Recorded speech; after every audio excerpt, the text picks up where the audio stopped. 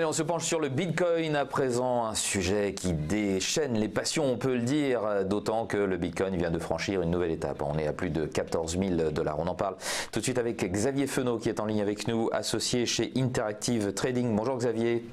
Bonjour Vincent. Rarement, semble-t-il, on aura franchi 2 paliers psychologiques comme ça aussi vite. En quelques heures, on est passé de 13 000 à 14 000 $. Oui, je crois qu'effectivement sur le Bitcoin, ça fait maintenant des semaines et quelques mois que maintenant tout le monde commence à en parler, tout le monde commence à s'y intéresser. Donc bien évidemment, ça alimente tout le mouvement haussier. C'est vrai que la semaine dernière, quand on s'était eu justement dans votre émission, le Bitcoin était tout juste sous la zone des 10 000 $. Maintenant, il a pris quasiment 50% du coup en une semaine. Et je pense, comme je vous l'avais déjà dit effectivement la semaine dernière, le Bitcoin, de toute façon, dans la mesure où il y a de plus en plus d'acheteurs, c'est uniquement régi par la loi de l'offre et de la demande, donc tout le monde effectivement s'y intéresse et bien évidemment ça alimente le mouvement haussier qui a priori pour le moment est inébranlable.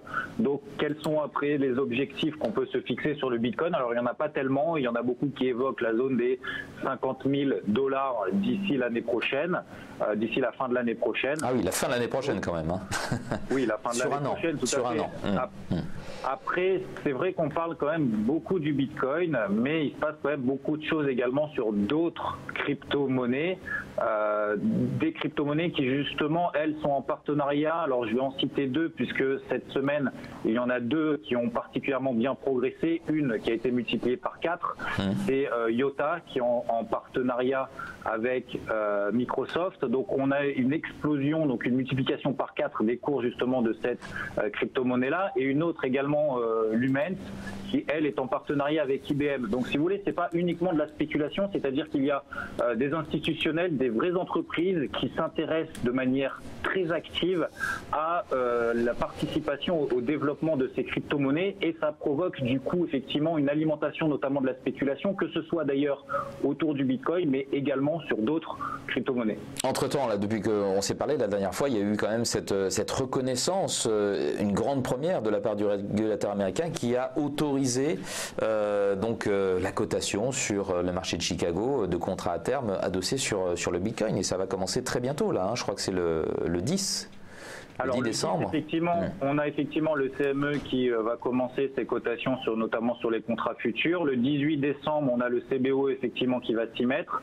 Le Nasdaq a annoncé au premier semestre 2018 qu'il allait également faire coter le Bitcoin, notamment au travers de produits dérivés.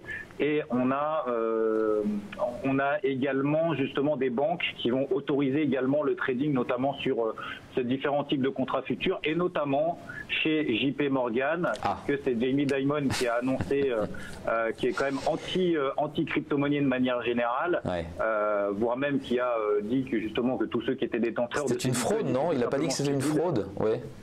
C'était plus qu'une fraude, c'est tout simplement tous ceux qui tradent et qui investissent sur les crypto-monnaies sont tout simplement... On vous a perdu. Malgré tout, on voit qu'effectivement la banque JP Morgan va également proposer ce type de produit, sachant que maintenant le marché des crypto-monnaies dans leur ensemble a dépassé les 400 milliards, ce qui dépasse d'ailleurs, pour la petite histoire, justement la capitalisation boursière, notamment de JP Morgan. Et on disait 300 milliards il y a quelques jours, du fait de ce Bitcoin qui n'arrête pas de flamber, 400 milliards. Un petit mot du Lightning Network, parce que c'est aussi une des raisons, semble-t-il, citée par Bloomberg en tout cas, de la flambée qui se poursuit. Semble-t-il que c'est un moyen de fluidifier les échanges sur le Bitcoin. De quoi s'agit-il?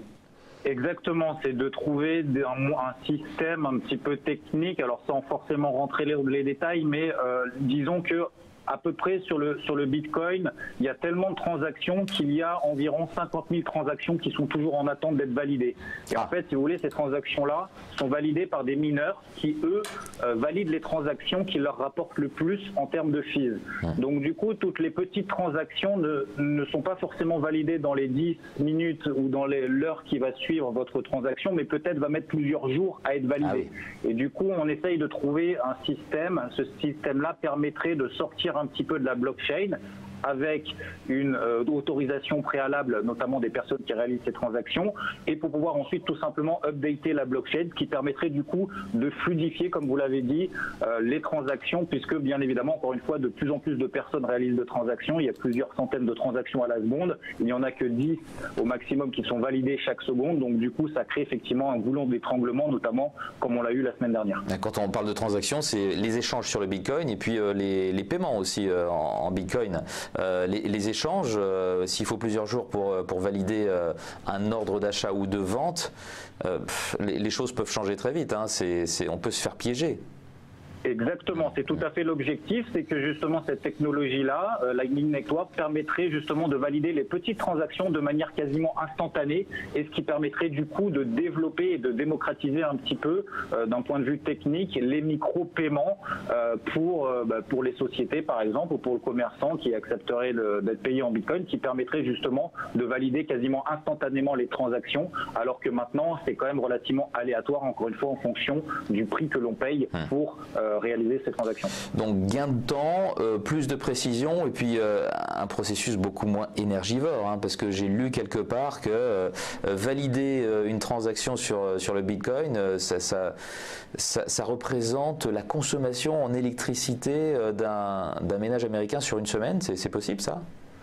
Effectivement, c'est très très cher, c'est de plus en plus cher, et plus effectivement il y a de transactions sur la blockchain, plus les calculs sont beaucoup plus complexes, et du coup ça demande de plus en plus de ressources, donc c'est un petit peu exponentiel, et c'est la raison aussi pour laquelle les mineurs, eux, ont pour objectif justement de s'orienter vers des crypto-monnaies peut-être qui sont moins chères, mais qui ont beaucoup plus de potentiel en termes techniques et en termes également de valorisation. Alors, vous diriez que l'héritier du Bitcoin, bon, ça restera une référence parce que c'est la crypto-monnaie historique, le Bitcoin, mais le prochain Bitcoin, ce serait lequel ? Vous nous disiez l'autre jour qu'il y en a des milliers, 8000 cryptocurrencies, c'est ça ? Alors, il y a plus de 1300 cryptos actuellement. 1300. Il y a à peu près 8000 marchés différents, puisqu'en fait, une crypto-monnaie, vous l'échangez, par exemple le Bitcoin, vous avez plusieurs places de cotation, puisque c'est un marché complètement décentralisé.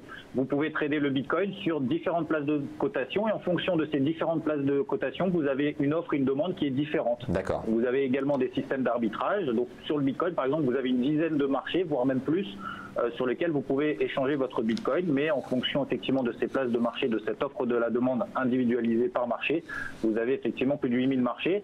Donc effectivement, il y a plusieurs crypto-monnaies, notamment dernièrement, comme je vous l'ai dit tout à l'heure, notamment IOTA, qui a été multiplié quasiment par 4 en quelques jours, puisqu'effectivement elle est en train de développer notamment un processus et une technologie avec notamment Microsoft.